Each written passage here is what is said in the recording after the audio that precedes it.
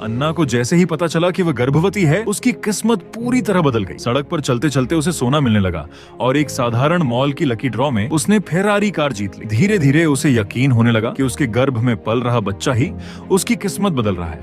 लेकिन उसके पति बेंजामिन की सोच बिल्कुल अलग थी।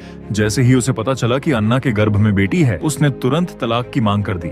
उसने अन्ना को एक आलीशान विला और $1 करोड़ देने की पेशकश की, लेकिन शर्त यह थी कि वह बच्चे को जन्म ना दे। इसकी वजह थी उसकी पहली प्रेमिका लिंडा, जो गर्भवती थी और उसके गर्भ में बेटा था। अन्ना पूरी तरह टूट गई। तभी अचानक उसे अपने मन में एक मासूम बच्चे की आवाज सुनाई दी। वह आवाज कह रही थी कि वह कोई साधारण बच्चा नहीं, बल्कि भाग्य की देवी का अवतार है, जो इंसानों की दुनिया में परीक्षा देने आया है। अगर अन्ना उस पर विश्वास करेगी तो उसकी किस्मत बदल जाएगी। अन्ना ने उसी वक्त तलाक के कागज फाड़ दिए और साफ कह दिया कि वह तलाक के लिए तैयार है, लेकिन अपने बच्चे को कभी नहीं छोड़ेगी। बेंजामिन गुस्से से आग बबूला हो गया। उसने अन्ना के सारे बैंक खाते फ्रीज करवा दिए ताकि वह मजबूर होकर वापस उसके पास लौट आए।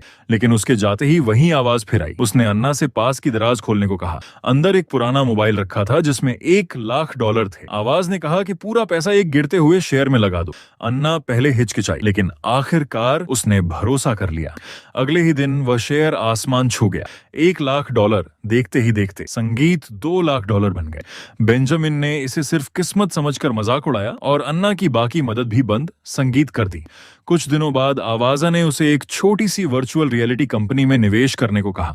बताया कि 15 दिनों के भीतर इस कंपनी का शेयर 100 गुना बढ़ जाएगा। लेकिन अन्ना के पास पर्याप्त पैसे नहीं थे। उसने अपने सारे संगीत गहने बेचने की कोशिश की, मगर किसी ने नहीं खरीदे, क्योंकि उन पर बेंजामिन के परिवार की पहचान थी और उसने पहले ही सबको मना कर रखा था। तभी आवाज ने उसे एक और रास्ता बताया, स्टोन गैम्बलिंग, यानी कच्चे पत्थरों की नीलामी।